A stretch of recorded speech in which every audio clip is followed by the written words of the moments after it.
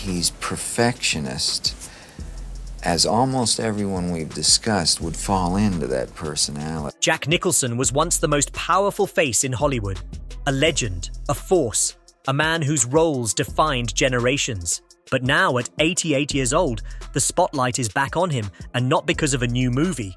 This time, it's personal.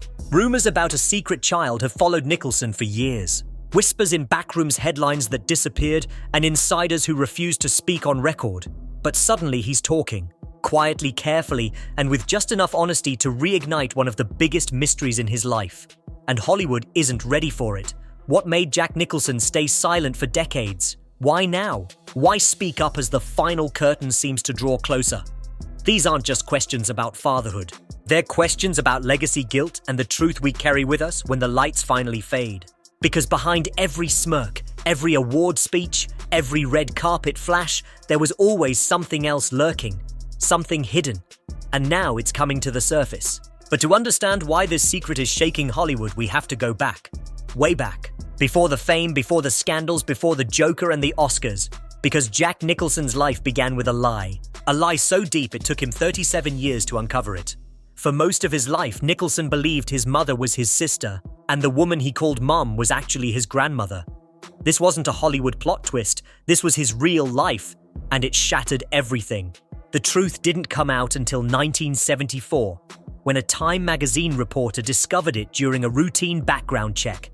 By then, Nicholson was already famous, already a household name. But this news broke him quietly. He didn't lash out. He didn't do interviews. He simply absorbed it. That kind of revelation doesn't just change your story, it changes who you are. Suddenly, his entire childhood was built on a secret, and that would haunt him more than most people realized. Still, he pushed forward. Hollywood was calling, and Nicholson didn't just answer. He took it over. He moved to California in the 1950s, working as a gopher at MGM Studios, taking acting classes at night, doing anything he could to get close to the camera. His first big break came in 1960 with The Little Shop of Horrors, a strange little horror comedy that didn't make waves at the box office but proved one thing: Jack had presence. But it wasn't until 1969 that the world really noticed. Easy Rider changed everything. His role as the alcoholic lawyer George Hansen earned him his first Oscar nomination. But more than that, it introduced audiences to the unpredictable charm that would define his career. He was dangerous, magnetic, and totally unforgettable. The 1970s became Jack's decade. 5 Easy Pieces, The Last Detail, and then Chinatown. A film so drenched in atmosphere, so tangled in betrayal, that it remains one of the greatest ever made. Nicholson's performance as the cynical private detective J.J. Gitters was razor-sharp, but just 1 year later, he went even deeper. In 1975, he played Randall McMurphy in One Flew Over the Cuckoo's Nest. And it wasn't acting, it was transformation. McMurphy was wild, tragic, rebellious, and real. Nicholson won his first Oscar, and the myth of Jack Nicholson was born. Not just a great actor, but a symbol, a rebel. A man who didn't just play outsiders, he was one, and audiences loved him for it. The momentum carried into the 1980s. Then came The Shining, Jack Torrance, a descent into madness that has haunted pop culture ever since. Directed by Stanley Kubrick and hated by Stephen King, Nicholson's portrayal of a man losing his grip on reality became iconic.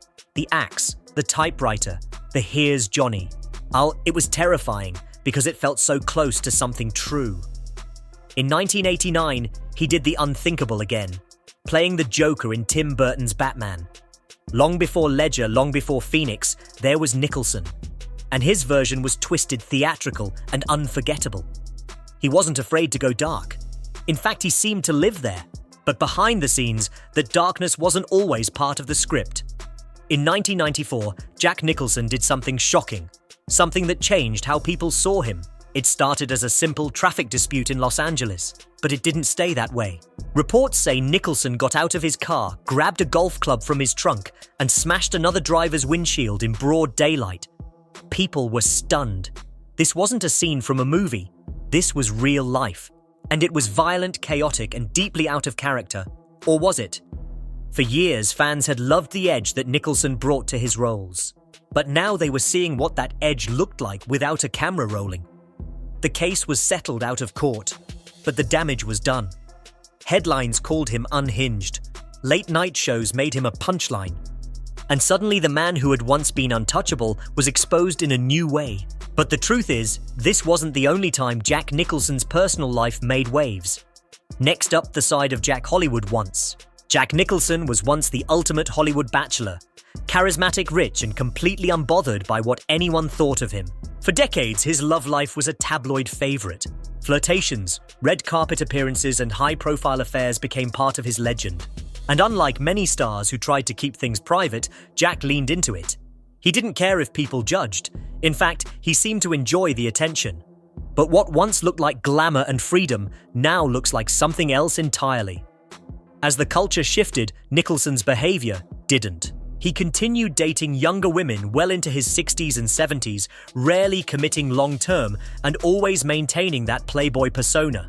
For years, the press treated it as charming, a wink and a nod to old-school masculinity. But in more recent years, that charm started to crack. People began asking harder questions. Was this just one man living his truth, or was he the poster child for a Hollywood double standard? While actresses saw their careers dry up after 40, Nicholson was still getting leading roles and still being praised for dating women half his age. It raised uncomfortable truths about how fame protects powerful men, and how charisma can shield behavior that would get anyone else cancelled. Critics didn't just look at Nicholson's choices, they looked at what those choices said about the entire industry. Was he a product of the system or a symbol of its flaws?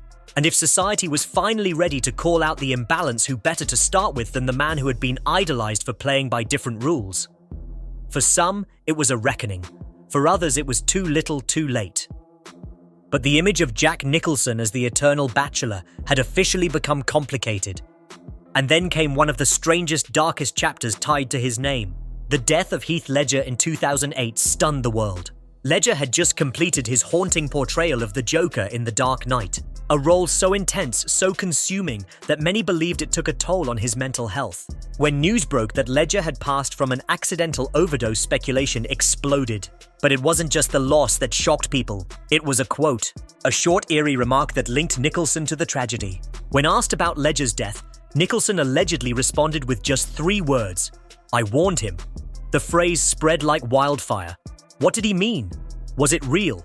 Had he truly warned Ledger about the dangers of playing the Joker? Suddenly, fans were connecting dots. Nicholson had played the same role 20 years earlier.